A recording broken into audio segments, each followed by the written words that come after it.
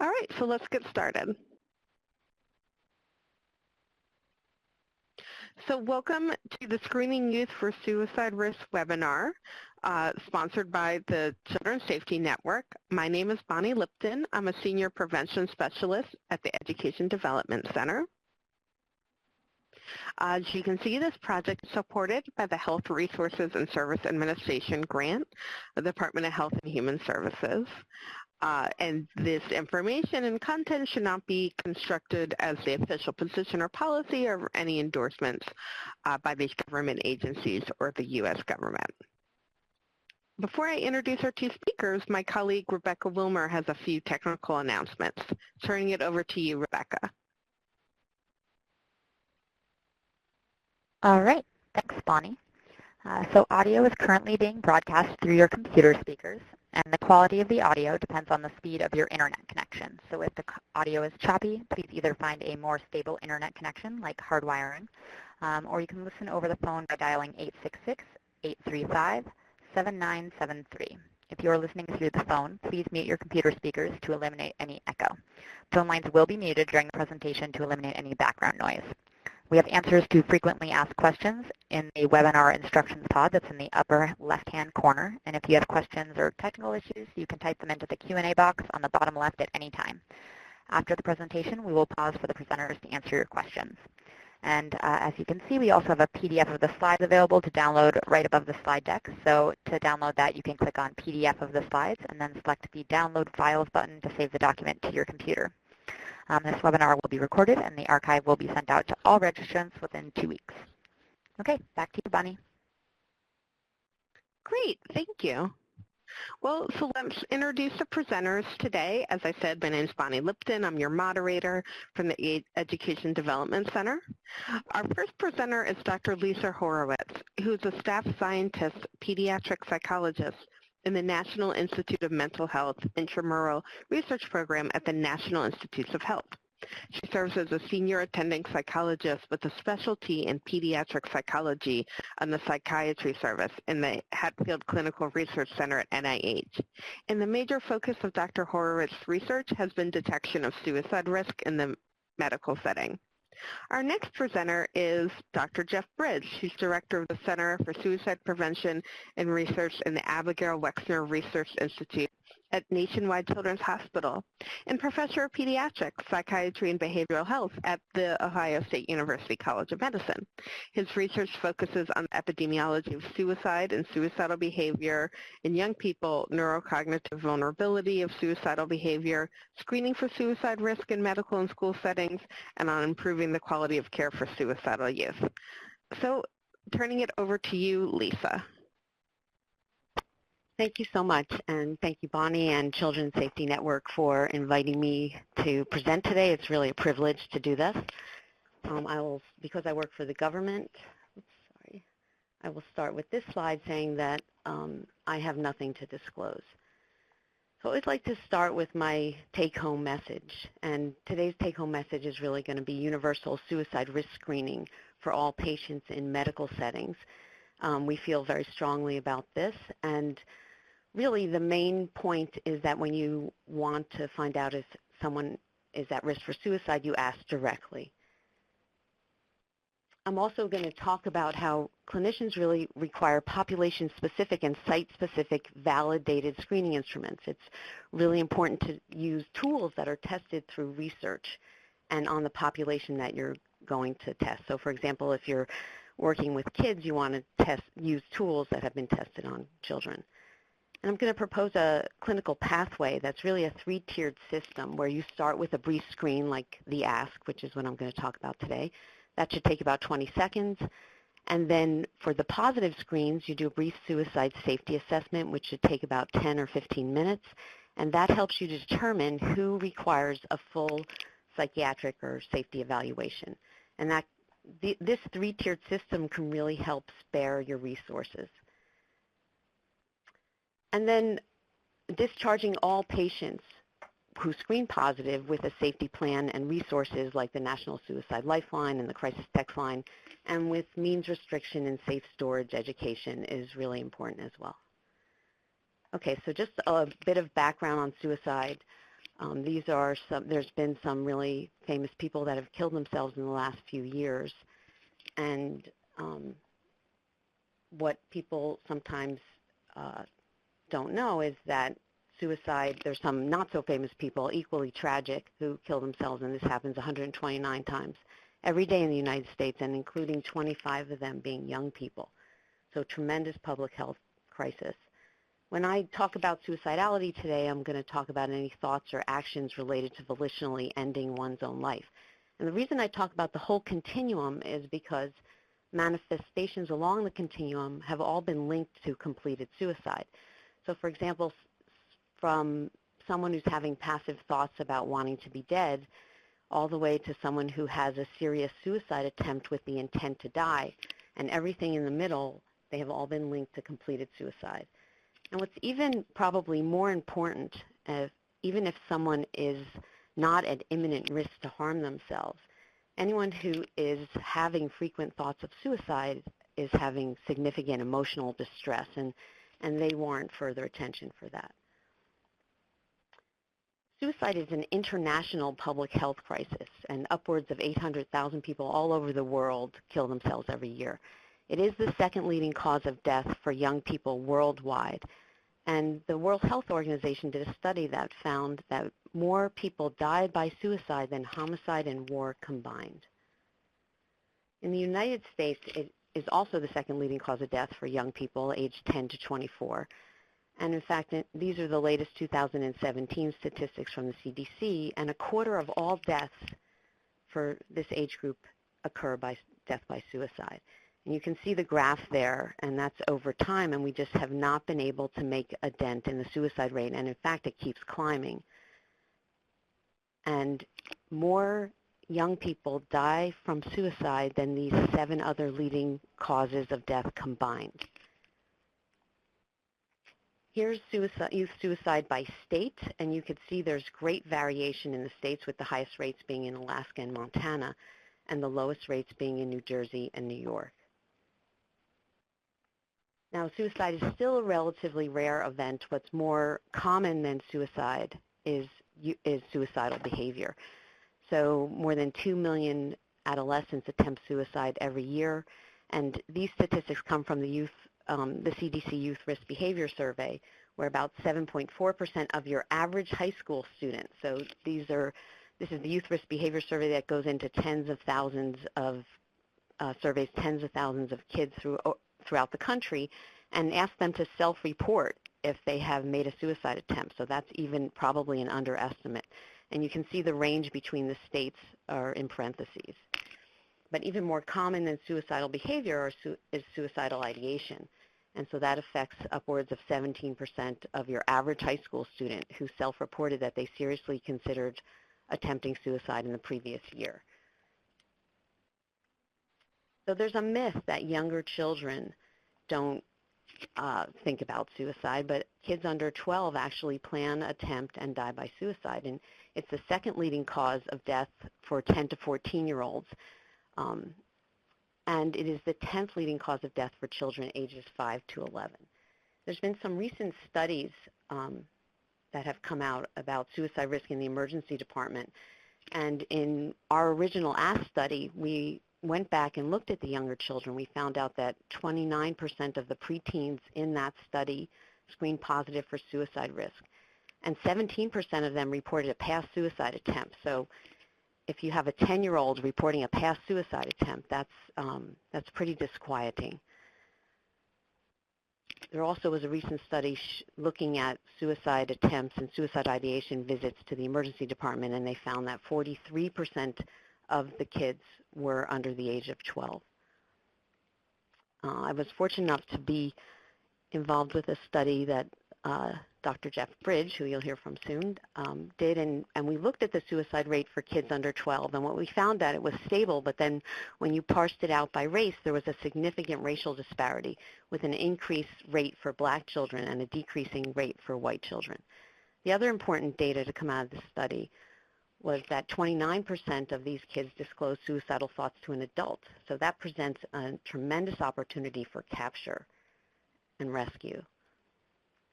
So what makes this tricky is that most young people who are thinking about suicide keep it to themselves.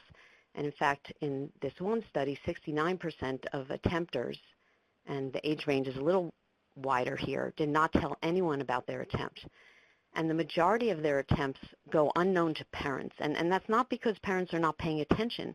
It's because these are thoughts that kids really keep to themselves. Another disturbing fact to come out of this study is that most adolescent attempters reported a 19 or less minute time period between deciding to kill themselves and attempting. So it happens in a state. Sometimes it can happen impulsively, and that is what makes early detection and helping kids build coping strategies for the rough times so important. So these are the risk factors for suicide. I'm not going to go through all of them, but I wanted to highlight a few of them. And so I bolded previous attempt because that is the most potent risk factor. So there's a saying in psychology, best predictor of future behavior is past behavior, and this is absolutely true for suicide. So someone who has attempted in the past is more likely to attempt in the future. And mental illness is another potent risk factor, and in fact 90% of people who die by suicide have a diagnosable mental illness. And the number's a little bit lower for young people. I also highlighted medical illness because this is an often overlooked risk factor, but people with medical issues are at higher risk for suicide. So most people who have risk factors like this are not going to kill themselves. I think Dr. Bridge is going to go into this a little bit more, so I'm going to go on to the warning signs because we think about risk factors and warning signs, and these are the warning signs put out by the National Suicide Lifeline. Thoughts about wanting to die, feeling hopeless or like a burden, and then some symptoms of depression, withdrawing or sleeping too much or too little, and extreme mood swings. These are all warning signs that someone might be at imminent risk for dying by suicide. So our research team has asked, can we save lives by screening for suicide risk in the medical setting? And we believe the answer to this is yes. This is a Joint Commission newsletter that came out, and the Joint Commission is an accreditation body for all hospitals in the country. And this was a big deal because this was about presenting suicide in non-behavioral health care units. I don't expect you to read that, but the Joint Commission has a national patient safety goal that all patients presenting with psychiatric problems should be screened for suicide risk in the general hospital setting. But in February 2016, the Sentinel Event Alert came out and recommended that not just patients presenting with psychiatric chief complaints, but all patients, all medical patients should be screened for suicide risk. So this was a recommendation that really has helped hospitals come to the idea that screening for suicide risk is really important. When you might be surprised to know that suicide is actually one of the top 5 most frequently reported sentinel events to the Joint Commission. So a sentinel event is when a patient dies unexpectedly, and suicide is one of the top 5 reasons why patients die unexpectedly in hospital. And when you look at root cause analyses of these suicides, you find out that the #1 root cause is lack of assessment. So underdetection is a really big problem. If you look at death registry studies, you find out that the majority of people who've died by suicide had contact with a medical professional within 3 months before killing themselves. And this is true for adolescents too. That about 80% of adolescents had contact with a healthcare provider, and almost half of them had been to an ED within the previous year. And 38% had contact with the healthcare system within weeks of dying. So again, this is a tremendous opportunity for capturing and helping people who are at risk for suicide. The problem is that especially young people don't walk into their doctor's office and say, I'm thinking of killing myself. They frequently present with somatic complaints, and if someone doesn't ask them directly, are you thinking of killing yourself, they are most likely not going to talk about it. So the majority of suicide attempters go unrecognized by healthcare providers because the majority of settings don't screen for suicide risk. So this Joint Commission Sentinel Event Alert recommending screening and people being more aware of the suicide public health crisis, have started wanting to screen for suicide risk in medical settings. So what are the valid questions that nurses and physicians can use to screen medical patients? So first, I just want to say very briefly the difference between a screen and an assessment. So a screen is meant to identify someone who may be at risk. It's meant to be very quick, and sometimes it picks up false positives.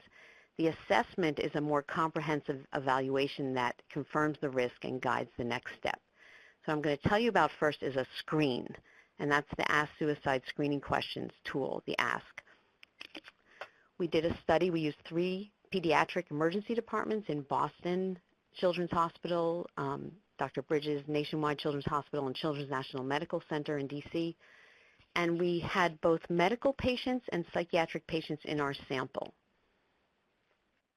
And what we came up with was the Ask, and these are the questions. In the past few weeks, have you wished you were dead?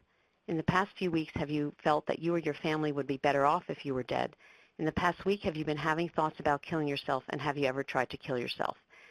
If a patient answers yes to any one of those questions, you ask an acuity question, are you having thoughts of killing yourself right now?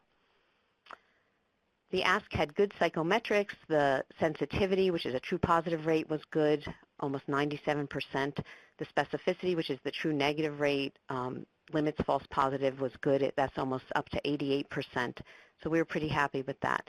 And the results of the study was overall 18% screen positive for suicide risk. We were most interested in the medical patients, and that was 4%. And so what that tells us is that's a number that's high enough to warrant screening, but low enough not to overburden a busy emergency department. The Ask was found to be feasible. It took 20 seconds to administer, and it was acceptable to parents, and we asked the kids, what do you think about nurses screening for suicide risk in the medical setting? And over 95% of them were in favor of it. The Ask is now available in the public domain for free. We have now validated it on the inpatient medical surgical unit in the outpatient primary care setting, and then we're working on these other settings that you can see, including the Indian Health Service initiative that we're very excited about, and testing the Ask in the ASD and neurodevelopmental disorder population. The Ask has been translated into those 14 languages. I wanted to mention briefly about depression screening, because when the Joint Commission said that hospitals should screen for suicide risk, people thought, well, we can use a depression screen. So let's look at that. So there is a depression screen called the Patient Health Questionnaire, the PHQ-A. It has one question in it, number 9, that's supposed to be the suicide question, and it says, have you had thoughts that you would be better off dead or of hurting yourself in some way? So the problem with this question is it has an or in it, so you don't know when someone says yes, which side of the question they're responding to, and it talks about hurting yourself instead of killing yourself. There's been a few studies that you see on the bottom there that have questioned the use of the PHQ for suicide risk. It's a great depression screen, but is it good enough to pick up suicide risk? So we looked at this in some of our validation studies, and we looked at 400 medical inpatients, and we found that 15% of them screened positive for suicide risk, 89 screened positive on the PHQ, and 36 endorsed that last suicide risk item, number 9. And if you put these all together, you can see that if you had only screened for suicide risk, you would have missed 28% of the patients at risk for suicide. So again, this is the Ask directly. If you want to know about suicide risk, you can't use necessarily a depression screen to capture everybody. Okay, so screening's tip of the iceberg. We believe that primary care providers just are well positioned to screen for suicide risk. They're the de facto principal mental health care provider is your pediatrician and your pediatric providers. But there's a lot of barriers for detecting suicide risk in the medical setting. There's time, there's difficulty knowing what to make of the ideation and behavior, there's stigma, and then there's the asking ineffectively. Like sometimes when someone's in a rush, they might say, school's okay, right? You're not having thoughts about suicide, are you? That might not be an inviting way to ask. And there's a lot of discomfort around asking questions about suicide. So that's where we think these validated tools can come in. Just very briefly, we validated the Ask in and Boston Children's Hospital and Children's Mercy. These were two of our partners, and they found it to be feasible, and those studies are being published. So there was also a pediatrician named Dr. Ted Abernathy who heard one of our ASK presentations and then wanted to screen for suicide risk in his large pediatric practice in Richmond, Virginia. And so we had the good fortune to be able to observe his work, and he rolled this out, and he found that suicide screening in the pediatric primary care setting was feasible. It did not overburden his system, and in fact, it detected about 11% of his patients screened positive, and he found out, I'm going to give you an example at the end, but he found it to be very helpful. One of his main concerns were that parents were going to worry about asking kids questions about suicide was going to put ideas into their head. There's been at least 4 research studies saying that's not true. In fact, the best way to keep a teenager from killing themselves is to ask them directly, are you thinking of killing yourself? So the ASK is available now with a toolkit at this website, and it's divided up in venue, emergency room, inpatient medical surgical unit, outpatient primary care setting. It has a flyer to alert parents that you're starting to screen. It has scripts for the nurses so that you can introduce the screening in a good way. What's considered a positive screen on the ASK, there's 2 ways to screen positive. There's the non-acute yes to any one of the 1 through 4 questions. And there's the acute, which is much more rare in the medical setting, which is, are you having thoughts of killing yourself right now? And that's more of an imminent risk question. If a patient answers yes to any one of the asked questions, they should not leave until they get this brief suicide safety assessment. So this is the second tier of the pathway. You can either use the Columbia Suicide Severity Rating Scale, or we made an ASK brief suicide safety assessment that operationalizes the next steps. The purpose of the brief suicide safety assessment is to make a decision about the next step.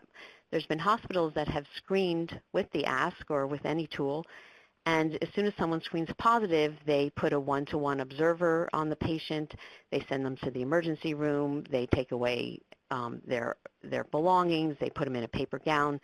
There's nothing that shuts a screening program down faster than overreacting to a positive screen. So this is where this second step of the brief suicide safety assessment to determine next steps and what the patients need is so important.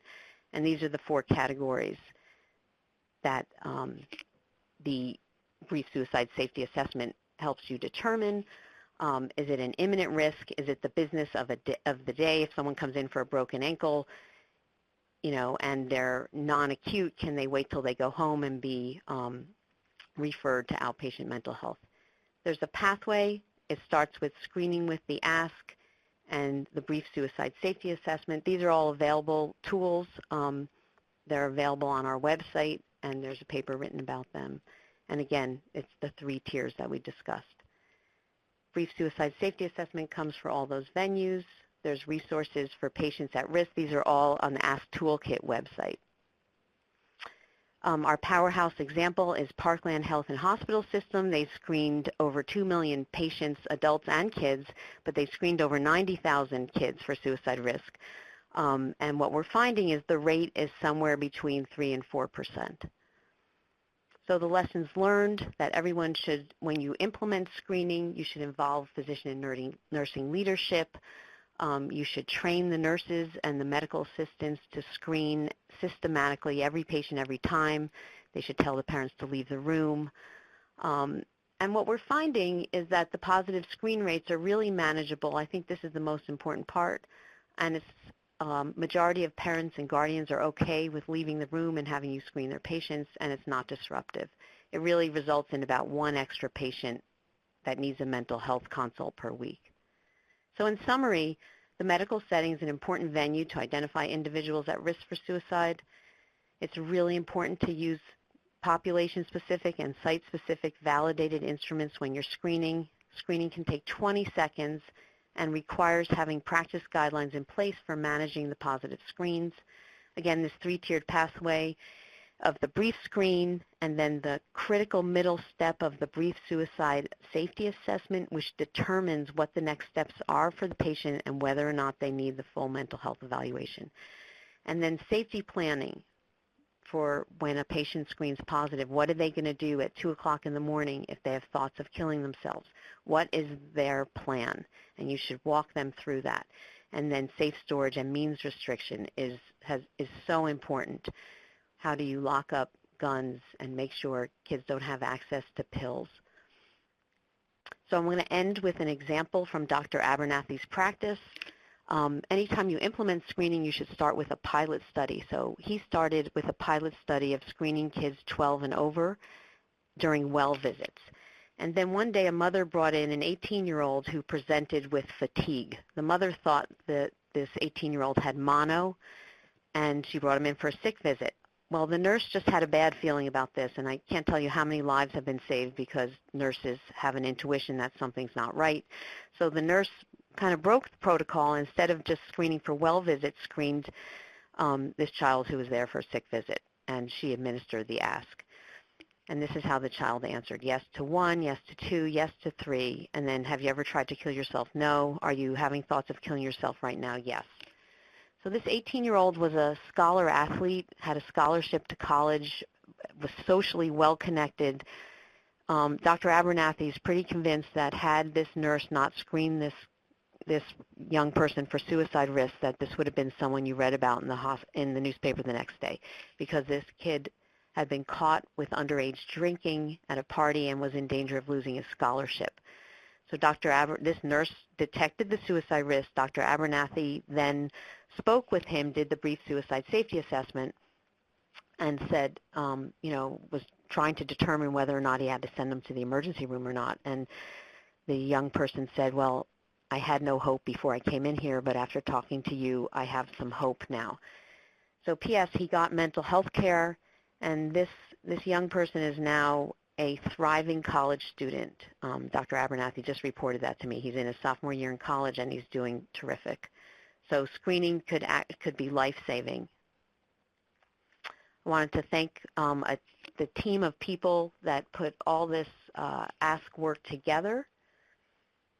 And if you have any questions, you can email me. Thank you so much for your attention. Okay. Thanks, Dr. Horowitz. My name's Jeff Bridge, and I am delighted to be participating in this webinar as well. I direct the Center for Suicide Prevention Research at Nationwide Children's Hospital.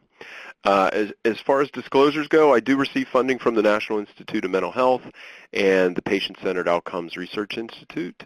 And I sit on the Scientific Advisory Board of Clarigent Health. So my objectives today are twofold. Really want to highlight the school setting as a site for youth suicide prevention and discuss one particular program called Signs of Suicide because we've implemented that throughout Central Ohio as part of our strategic planning. So let me orient you to this slide. So what this slide is showing on the left side are motor vehicle traffic injury fatalities, and each line represents one state. And it's not important which state we're looking at here. It's really important about the pattern. On the right side is our suicide rates, and these are for 10 to 24-year-old youths throughout the United States. And what you can see for motor vehicle traffic injury fatalities, general decline across states over this period, whereas for suicide there's a general increase. And in fact, 49 states saw a statistically significant decrease between 1999, 2001, and 2013 and 2015. Over the same period, when we look at suicide rates among young people, rates increased significantly in 27 states and didn't change in 23 states. So what do we know about programs, prevention programs to reduce youth motor vehicle traffic deaths? Well, there are some contributing factors. General contributors, we have local speed limits, national speed limits. There are drinking, texting, and driving laws. But there's also something called graduated driver licensing. And this is just typically done in 3 stages. So young drivers typically have to get a learner's permit. There's an intermediate or provisional license, so limits on nighttime driving, driving with team passengers. They put limits on how many kids can be in the car with the driver. And then you reach this unrestricted element. And I'm the father of a teenage driver, and I was thinking as Dr. Horowitz was talking, I would love to have posted a poll question about how many folks in the audience are parents of teen drivers and lie awake at night worried about their teen on the road. And what we've seen is, so all 50 states and the District of Columbia have implemented all or some components of graduated driver's licensing. States that implement more restrictive elements see greater impact on motor vehicle traffic fatalities. A question that I'm going to pose is, do we have anything similar for suicide risk in our country? And I can't think of any one particular program. But I want to use that as a segue to talking about 2 programs that have been launched, but they're interconnected. So the American Foundation for Suicide Prevention is the largest not-for-profit foundation in the country devoted to suicide prevention. The National Action Alliance for Suicide Prevention it's our national private-public partnership to advance our national strategy for suicide prevention. And AFSP launched what they called Project 2025. And the goal here is to reduce the suicide rate in our country 20% by the year 2025. NAASP has adopted a similar timeline. And as part of this, if we think of youth suicide, so when these data came out, there were roughly 2,500 young people who died by suicide each year in the United States. And one of the elements of this planning was to focus on what they called boundaried settings. So if we look at things like juvenile justice, kids who are involved in the juvenile justice department, well, maybe there's some opportunities there to reduce risk for suicide among justice-involved youth, kids who are receiving mental health or behavioral health treatment. But when we look at one of the areas like schools, the majority of young people attend school in the past year. 85%, upwards of 90% of young people will attend school. And Dr. Horowitz talks some about the suicide attempt rates. We know that if we focus on this boundaried setting, we really could identify a large proportion of young people who not only have attempted suicide, but also who have significant symptoms of depression, who may be thinking about suicidal behavior but haven't acted on it, and those that have actually made suicide attempts and attempts that have required some medical attention.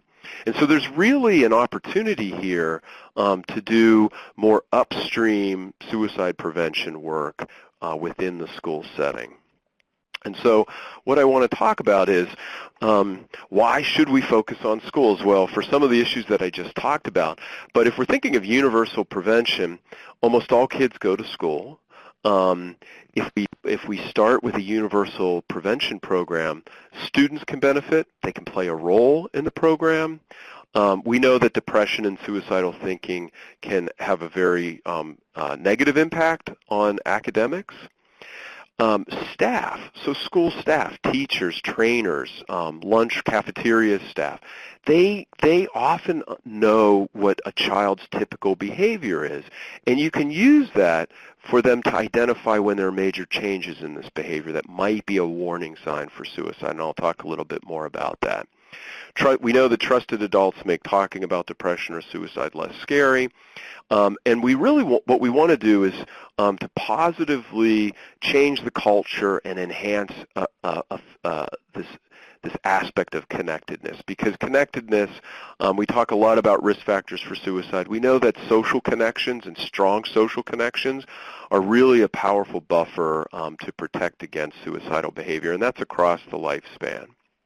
So suicide prevention programs should first, you really want to decrease student risk by increasing knowledge about depression and suicide warning signs. You want to, the goals here are really to reduce stigma. Get everybody talking about mental health in the same way that we talk about physical health. And if you have a physical illness that requires timely treatment, the same applies to mental health concerns. We want to encourage help seeking not only for yourself, but to obtain support for a friend. And programs like this will offer pathways to provide this level of support. And then we really want to engage parents, the school staff. These are equal partners in prevention through education and action.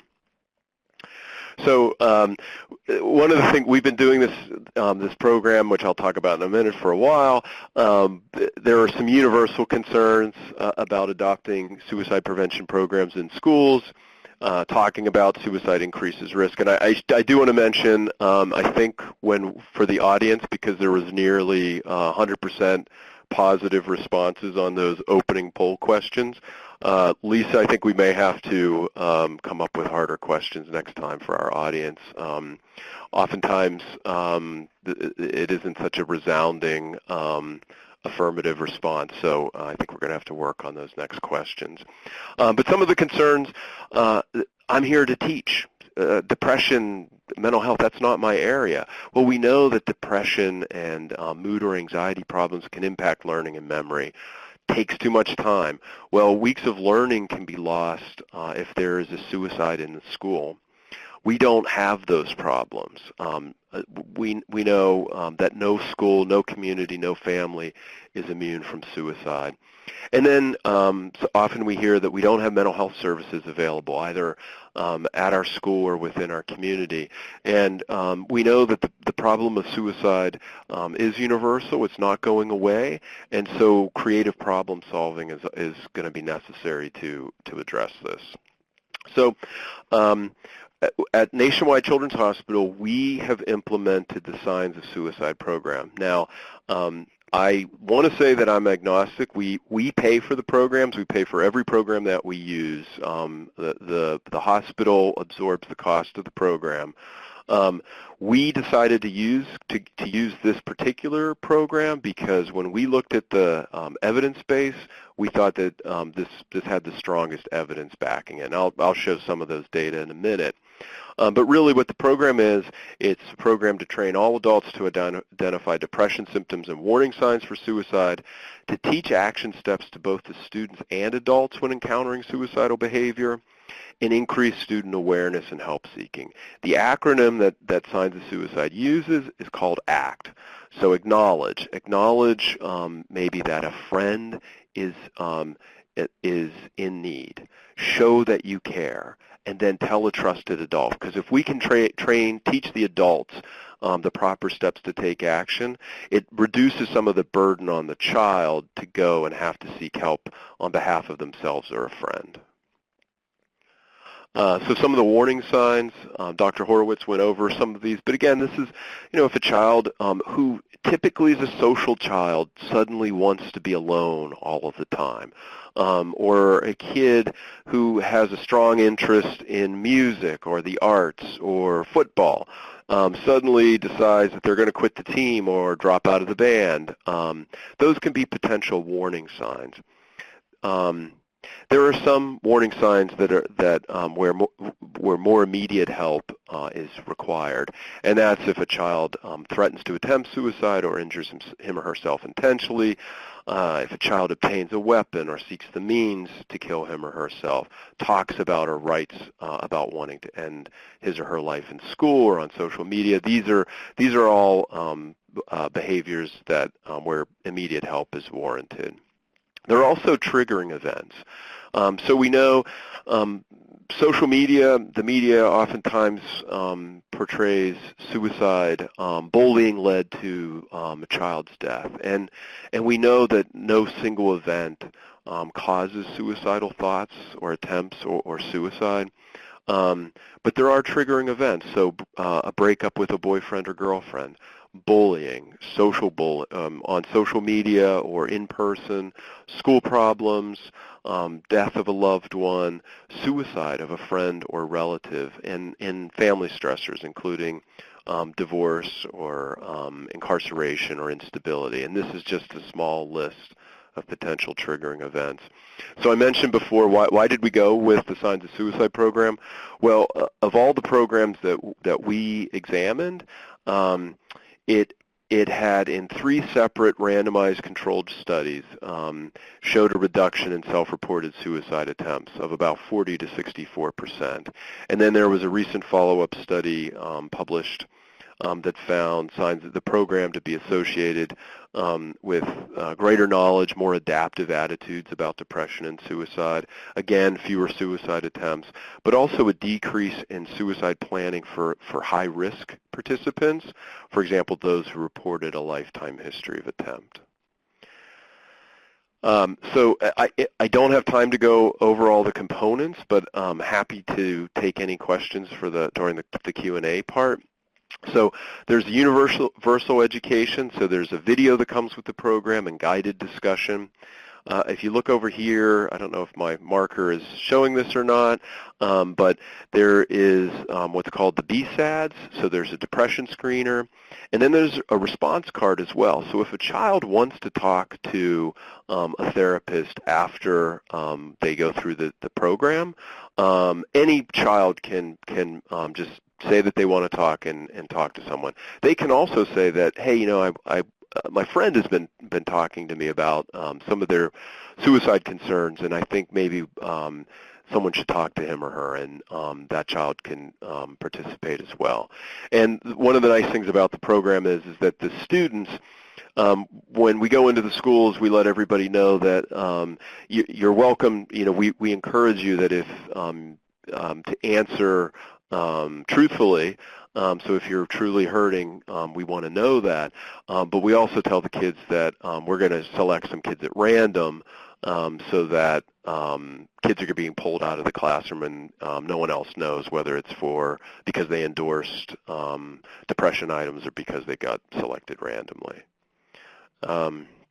Okay, so when we work with the schools, part of our implementation and evaluation timeline, we spend a lot of time up front planning with the schools. We meet with the school administration. We identify signs of suicide champion within the schools. We do the training. So we go into the schools. Usually this is a 1 to 2 day training where we train the staff, the caregivers, presenters, triage trainings. We go in, what we have done is the Signs of Suicide program is available. There's a relatively nominal charge for the program. But to go in and take this program and to implement it successfully requires a lot of effort. It's a program that honestly could sit on many school shelves because when you start to go through these different steps, if you haven't done it before, it can be a bit overwhelming. And what we're trying to do within our group is to provide that extra piece of support to the schools and the school staff. So then we do the actual prevention and assessment, and then there's an evaluation and feedback phase as well. Okay, so There's a triage assessment, so if a child screens positive on the risk screener, and we use the BSAD screener here, so Dr. Horowitz talked about the ask that we developed, and we certainly want to see, to move the ask into school settings. The BSAD came with the Signs of Suicide program, and so we implemented that and have been implementing it using the BSAD screener, and we use the student response cards as well. Triage assessment takes about 5 or 7 minutes. The questions that probe, maybe there's a concern for a friend who appears to be at risk. We review current and past suicidal thoughts and behavior. Are they currently with a counselor? Because that can certainly change a risk assessment process or the follow-up. And then their immediate level of distress. So if the triage assessment reveals current or recent suicidal ideation or attempts, or there's something worrisome that comes out in that triage, then we move to a fuller risk assessment. And if you think of the processes are very similar to what is done in the clinical pathway following a positive screen on the ask in the medical settings. We're following similar procedures here as well. So you administer a validated suicide risk assessment tool. So risk assessment tool is a little bit more involved, like the Columbia Suicide Severity Rating Scale. We develop that safety plan, and then we determine appropriate disposition, as well as reducing access to lethal means, as Dr. Horowitz described. So I think I mentioned we do this through the Center for Suicide Prevention and Research at our hospital. It really is a joint prevention and research effort. The group who deserves credit for this is led by John Ackerman. John is a psychologist here at the hospital, and his team. We have a wonderful group of suicide prevention coordinators that really go out to the schools throughout central and southeastern Ohio where we implement the program. So far, our version of Signs of Suicide, it really is their version. We just, we've really added these implementation features. We've presented this, and these data are a little dated, to more than 3,000 school staff trained across 10 counties, over 200 Columbus City school counselors and social workers, so right within Franklin County, dozens of community partners.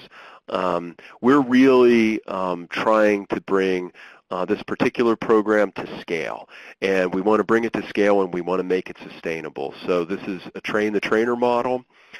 We go in, we're there to support the schools, we come back, we follow up with them the next year, we collect a lot. I'm a researcher, so we collect a lot of information about how well the implementation process worked. What were some of the barriers? What were the challenges? How did you brainstorm as a school system to work around these things? And we collect this information because we're really interested in understanding, well, what are some of the factors that increase the likelihood of sustainability at a school level or at a community level? We look at outcomes, and I'll show some of the outcome data in a second. So just to give you a sense, this is through March that we started the program in November of 2015. We've screened more than 34,000 students. We've done about 8,000 triage assessments. From there, about 1,100 fuller risk assessments. And out of all those screenings, we've had 198 crisis referrals. So these are kids that we identified through this process. So less than, a little bit more than half of 1% of all the young people needed some immediate crisis referral. So we're not overburdening the schools as well.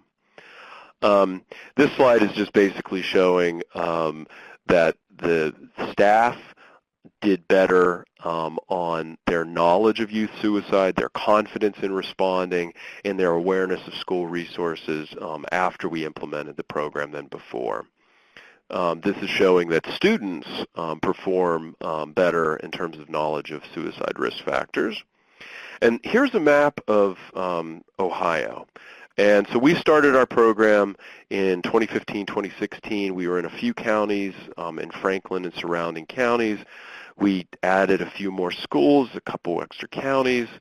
Down here, these are counties that have very high suicide rates, so we did target initially, counties with higher suicide rates.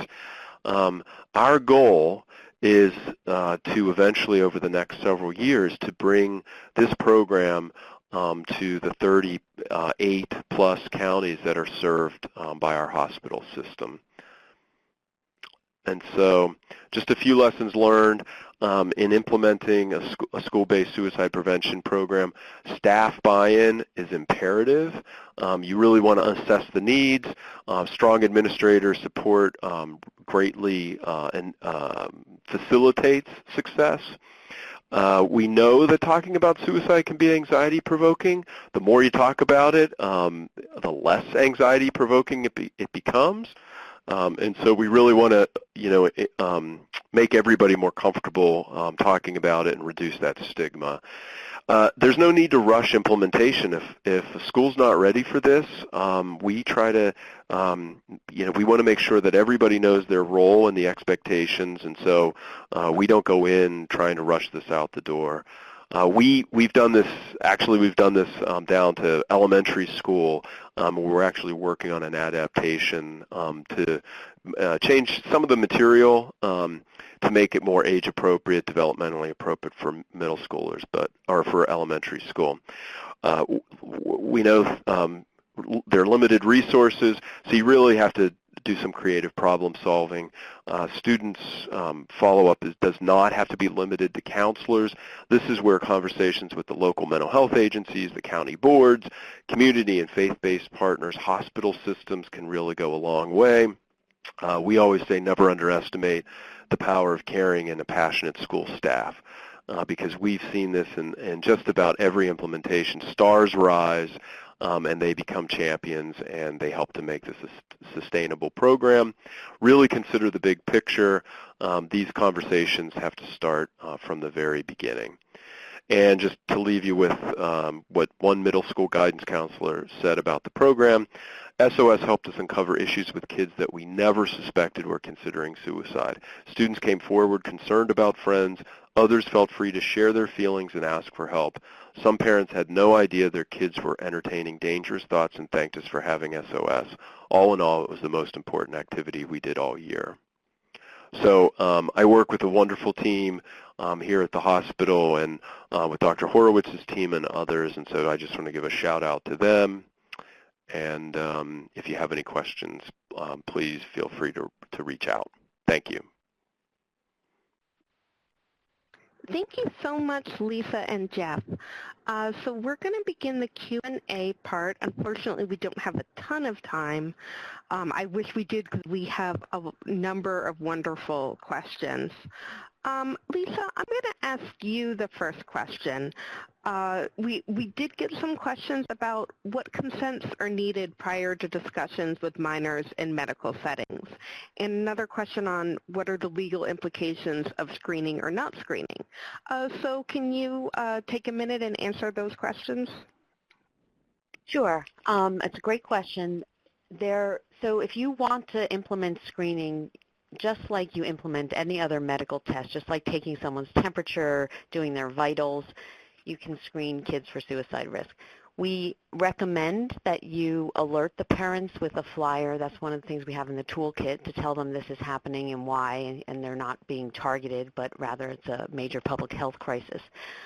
Of course, a parent can refuse any medical test, and it's important to go by the laws of the state that you're in. So, for example, I've seen kids screen positive, and then this happens very rarely, but a parent can say, I don't want my child having the brief suicide safety assessment. They're fine. We came in for something medical, and now you're holding us here for something not.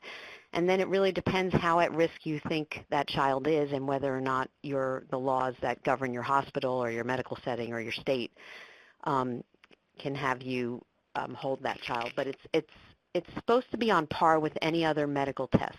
As far as what to do once a kid screens positive and telling the child, like, now I'm going to need to tell your parent.